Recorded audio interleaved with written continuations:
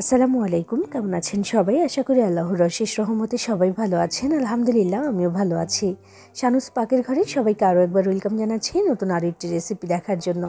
আজকে আমি আপনাদের সাথে শেয়ার করব পাকা আম আর 1 কাপ সুজি দিয়ে তৈরি অসাধারণ মজার একটা বরফির রেসিপি। এই বরফিটা বানিয়ে নেওয়া একেবারেই সহজ, অল্প কিছু উপকরণে ঝটপট করে তৈরি করে নেওয়া যায়।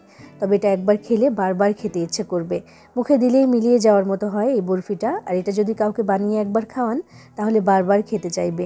এটা এতটাই বেশি মজাদার, যে কোনো অনুষ্ঠানেই কিন্তু এটা বানিয়ে নিতে পারেন, সবাই পছন্দ করে খাবে ইনশাআল্লাহ। তো চলুন আজকে এটা আমি কীভাবে তৈরি করেছি সেটা দেখে নেওয়া যাক। আর আপনি আমার ভিডিওতে একটা লাইক করে চ্যানেলটি সাবস্ক্রাইব করে পাশেই থাকবেন আশা করছি। বিসমিল্লাহির রহমানির রহিম। এখানে প্রথমে আমি নিয়েছি একটা পাকা আম। তো এই আমটা থেকে আমি পিউরিটা বের করে নেব, সেটা দেখাচ্ছি না। আমি আমের পিউরিটা বের করে সুন্দর করে ছেঁকে নেব বা চেলে নেব, যেন কোনো আঁশ না থাকে। তো দেখুন এখানে আমি পিউরি নিয়েছি, এখানে মানে একটা আমে যতটুকু পিউরি হয়েছে তো সেটা আমি নিয়েছি এখানে। আর 1 কাপ সুজি দিয়ে বানাবো, তাই এই একটা আমি যথেষ্ট। এবার চুলে একটা প্যান বসিয়ে দিয়েছি। বিসমিল্লাহির রহমানির রহিম। দিয়ে দিচ্ছি প্রথমে আমি এই যে চামচটা দিয়ে 2 চামচ পরিমাণে ঘি। এই ঘিটা যখন একটু মেল্ট হয়ে যাবে তখন আমি এখানে দিচ্ছি 1 কাপ পরিমাণে সুজি। সুজিটা এই ঘিয়ের সাথে ভালো করে আমি নেড়েচেড়ে মিশিয়ে নিচ্ছি, আর একটু ভেজে নিতে হবে, তবে অনেক বেশি ভাজার দরকার নেই। ঘিটা দিয়ে মেশাতে মেশাতে মনে হচ্ছে যে আরও একটু ঘি দেওয়া প্রয়োজন, তাই আমি আরও 1 চামচ পরিমাণে ঘি এখানে এখন দিয়ে দিব। এতে করে কিন্তু খুব সুন্দর একটা ঘিয়ের ফ্লেভার আসবে আর ভালো লাগবে খেতে। আর এই যে আমি বরফিটা বানাচ্ছি, নর্মালি যদি বরফি বানাতাম এখানে কিন্তু আমি একটু দেখা যেত একটু এলাচি বা একটু দারুচিনি দিচ্ছি একটু ফ্লেভারের জন্য, তবে আজকে আমি সেটা দেবো না, কারণ আমের ফ্লেভারটা আমি চাই পুরোপুরি আমের ফ্লেভারটা যেন পাই, সেজন্যই কিন্তু আমি এখানে অন্য কোনো ফ্লেভার অ্যাড করব না। তো এবার দেখুন খুব সুন্দর করে একটু যখন মানে একটু নর্মাল করে ভেজে নিয়েছি, আমি খুব বেশি ভাজিনি, একটু যখন ঝরঝরা হয়ে এসেছে তখন এখানে দিচ্ছি আমি চিনি। আমি এখানে 1 কাপ সুজির সাথে 1 কাপ চিনি দিচ্ছি। চিনির পরিমাণটা যার যার পছন্দ অনুযায়ী বাড়িয়ে বা কমিয়ে দিতে পারেন। এবার দিলাম 1 চিমটি পরিমাণে লবণ। লবণটা অবশ্যই জরুরি, একটু লবণ না দিলে কিন্তু মিষ্টি খাবার খুব একটা ভালো লাগে না, আমার এমনটাই মনে হয়, তাই আমি একটু লবণ সবসময় দিয়ে দিই মিষ্টি খাবারের মধ্যে। দিয়ে এবার ভালো করে একটু নেড়েচেড়ে আরও একটু ভেজে নিচ্ছি 1 থেকে 1.5 মিনিটের মতো। দেখুন হালকা একটা কালার এসেছে, খুবই হালকা, দেখুন খুবই হালকা একটা ব্রাউনিশ কালার এসেছে। তো এবার আমি এখানে দিচ্ছি লিকুইড দুধ। আমি এখানে যে কাপটা দেখাচ্ছি এই কাপটার 2 কাপ দিয়ে দুধ দিয়ে দিলাম। দিয়ে প্রথমে আমি একটু নাড়াচাড়া করে নিচ্ছি, নইলে নিচে আবার বসেও যেতে পারে। আর হ্যাঁ, এতক্ষণ আমি যে ভেজেছি সুজিটা, চুলার আঁচটা কিন্তু একদম কমিয়ে রেখেছিলাম, এখনও সেই কমানোই আছে, একটু পরে সামান্য একটু বাড়াবো। তো একটু নাড়াচাড়া করে তারপর আমি সেই আমের পিউরিটা এখানে দিয়ে দিলাম। আমের পিউরিটাও কিন্তু যার যার পছন্দ মতো একটু বাড়িয়ে বা একটু কমিয়ে দিতে পারেন। আমি যে একটা আম দেখিয়েছি ওইটার যে পিউরিটা হয়েছে সেটাই আমি এখানে দিয়ে দিলাম। আর হ্যাঁ, অবশ্যই চেলে তারপর দিবেন যেন কোনো আঁশ না থাকে। এবার আমি ভালো করে সব কিছু একসাথে মিশিয়ে দিলাম। এই কাজটা করেছি চুলার আঁচটা একটু কমিয়ে রেখে, কারণ দেখা যায় যে সুজি কিন্তু প্রচুর পরিমাণে লিকুইড টেনে নেয়। তো দেওয়ার সাথে সাথেই দেখা যাবে টেনে নেবে, তো সেজন্যই কিন্তু আমি চুলার আঁচটা একটু কমিয়ে রেখেছি, যেন সুজিটাও ভালো মতো সেদ্ধ হতে পারে। তো এখন আছে মিডিয়াম টু লো হিটে। তো দেখুন ভালো করে নাড়াচাড়া করে আমি এটা করে নিচ্ছি।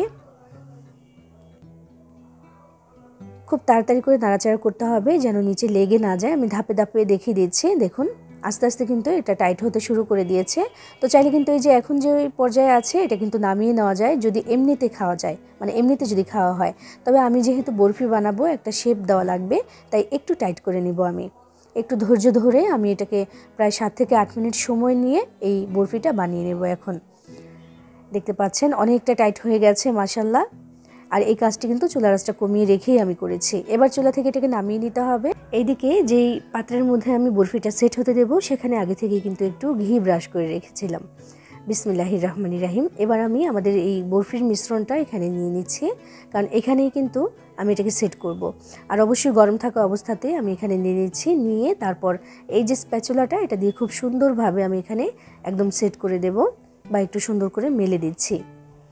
মনে করে অবশ্যই কিন্তু আগে থেকে একটু ঘি বা একটু বাটার ব্রাশ করে নিতে হবে, এতে করে কিন্তু খুব সহজেই পরবর্তী সময়ে এই যে আমাদের বরফিটা সেটা কিন্তু উঠিয়ে নেওয়া যাবে, লেগে থাকবে না। তো দেখুন আমি খুব সুন্দর করে এখানে একদম মেলে দিয়েছি। এবার এখানে আমি উপর থেকে দিয়ে দিচ্ছি কিছু কাঠবাদাম, আমি কুচি করে রেখেছিলাম সেটা প্রথমে দিয়ে দিলাম। এরপর দিয়ে দেবো আমি একটু পিস্তা বাদাম, আমি একটু গুঁড়ো করে রেখেছিলাম, তো সেটা আমি এখানে দিয়ে দিচ্ছি। এবং এরপরে দিয়ে দেবো আমি শুকিয়ে রাখা যেই গোলাপ ফুলের পাপড়ি থাকে, আমি সেই পাপড়িটা একদম ছোট করে টুকরো করে নিয়েছি। তো সেটা আমি এখন এখানে দিয়ে দিচ্ছি, এতে করে দেখতে কিন্তু অনেক বেশি সুন্দর লাগে মাশাআল্লাহ। তো এই জন্য আমি এই গোলাপের পাপড়িটা দিয়ে দিচ্ছি। এটা আমি ঘরেই তৈরি করেছিলাম, গোলাপের পাপড়িটা শুকিয়ে তারপর রেখে দিয়েছিলাম, তো সেটাই আমি এখন এখানে ব্যবহার করলাম। তো এবার দেখুন স্প্যাচুলাটা দিয়ে আরও একবার একটু এভাবে করে আলতো করে চেপে চেপে দিচ্ছে, যেন এই বাদাম তারপর গোলাপের পাপড়ি এগুলো যেন একটু সেট হয়ে যায় এটার মধ্যে, যেন পড়ে না যায় পরবর্তী সময়ে। তো এই অবস্থাতে এটাকে এখন রেখে দিতে হবে। আমি ফ্যানের বাতাসের নিচেই রেখে দেব প্রায় 30 মিনিটের মতো, একদম পুরোপুরি ঠান্ডা হয়ে যাবে। তারপর আমি এটাকে কেটে দেখাবো। চাইলে কিন্তু একটু ঠান্ডা হয়ে যাওয়ার পরে ফ্রিজেও রেখে দিতে পারেন। তো এখন যেহেতু ভিডিও বানাচ্ছি, হাতে এত বেশি সময় নেই, তাই আমি এটা প্রথমে কেটে দেখাবো, মানে একটু ঠান্ডা হয়ে গেলে আমি কেটে দেখাচ্ছি, ফ্রিজে রাখবো পরে।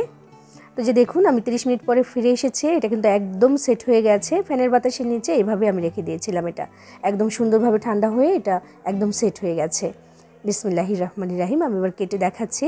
আমি এটাকে আমার পছন্দ মতো সাইজে কেটে নিচ্ছি, মানে বরফিটা যেমন হয় আর কি তেমন করে কেটে নিচ্ছি। চাইলে কিন্তু যে কোনো সাঁচে করেও কিন্তু এটা বানিয়ে নিতে পারেন, সেটাও কিন্তু দেখতে মাশাআল্লাহ খুবই সুন্দর হবে। তো দেখুন এই যে কেটে নিলাম, এক টুকরো তুলে তারপর আমি দেখাচ্ছি। এই যে একটা ডেজার্ট হলো না, এটা কিন্তু বানিয়ে নেওয়া একেবারেই সহজ, একদম তাড়াতাড়ি করে হয়ে যায়, ঝটপট করে। আর দেখলেন তো অল্প কিছু উপকরণেই হয়ে যায়। আর এখন তো পাকা আমের সিজন, চারিদিকে প্রচুর পরিমাণে পাকা আম পাওয়া যাচ্ছে, তাই এখনই সময় এটা বানিয়ে খাওয়ার, সবাইকে খাওয়ানোর। সবাই পছন্দ করে খাবে ইনশাল্লাহ। আর এত মজার হয় এটা যে একবার কাউকে খাওয়ালে বারবার খেতে চাইবে, আর মুখে দিলেই কিন্তু মিলিয়ে যায়। আপনিও কিন্তু চাইলে এটা বানিয়ে সবাইকে খাওয়াতে পারেন, সবাই পছন্দ করবেন ইনশাআল্লাহ। বানিয়ে খেয়ে দেখবেন ভালো লাগবে। সবাই ভালো থাকবেন, সবার জন্য সবাই দোয়া করবেন। আল্লাহ হাফেজ।